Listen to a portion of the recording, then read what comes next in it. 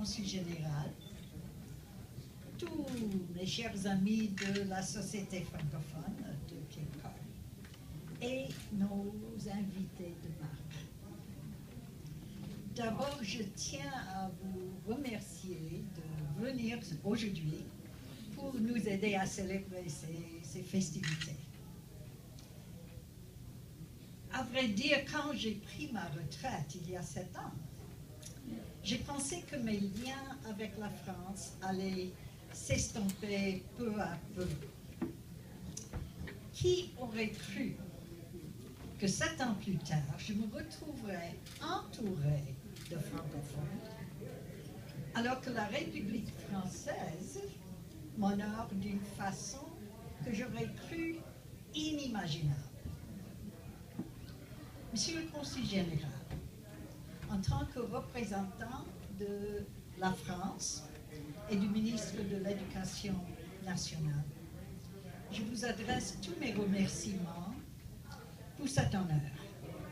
Je l'accepte dans toute humilité, sachant fort bien que je représente tous les Français, tous les professeurs de français aux États-Unis, qui, chaque jour, se dévouent à promouvoir la langue et la culture française, sans jamais être reconnus pour leurs efforts.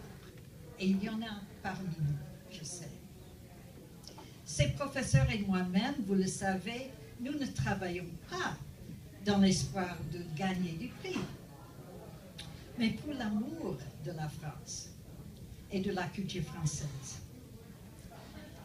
Mais je l'avoue, l'honneur que vous m'accordez aujourd'hui représente pour moi la cerise sur le gâteau. Merci infiniment. And now in English. All my grandparents were immigrants from Sweden. And when my sister and I were children, my grandmother made one thing very clear to us. She said to us, "You will never amount to anything unless you drink coffee and speak Swedish." Well, with that challenge, she and all those Swedish friends and relatives whom we knew in our childhood started me on the lifelong path of involvement with all things foreign, especially language. Our father was a bilingual Lutheran pastor for several Swedish-American congregations. After the war in the 1940s, there were displaced persons from Europe. We used to call them DPs. And many of them spoke no English, and many of them made our home a kind of Tower of Babel. So Lithuanian, Latvian, Estonian, Hungarian, we heard them all at home. We communicated with each other as best we could, and it all was a great fascination to me. Of course, there were frequent visits from Swedish-speaking relatives too, and missionaries and other visitors from other countries were always at our table. I can't help but remember, just as an aside, the director of the leper colony in Africa, who came and had dinner with us one Sunday. I'm sure my sister remembers this. And we, of course, as children, were convinced that we would catch leprosy. My parents had to reassure us. Then came college. I was an English major, and I wonder if you can guess my worst grade in college. French.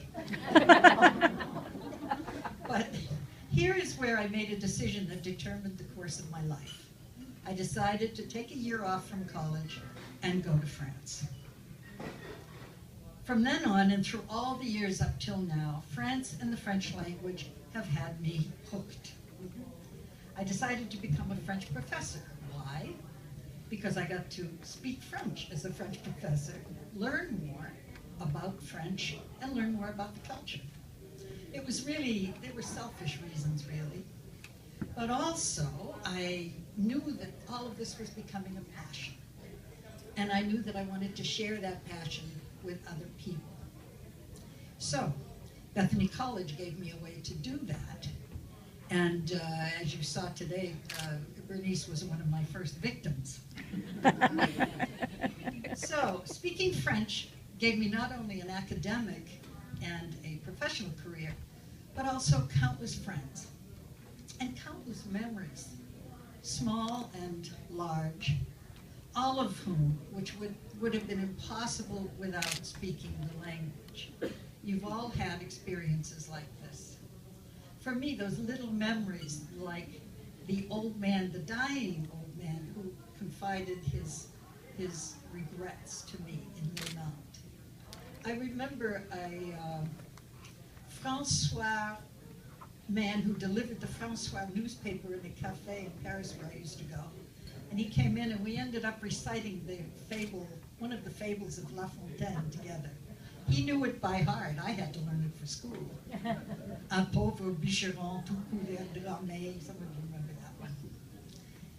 Anyway, moments like those, moments like being able to encourage some children in a Haitian children's choir in Port-au-Prince.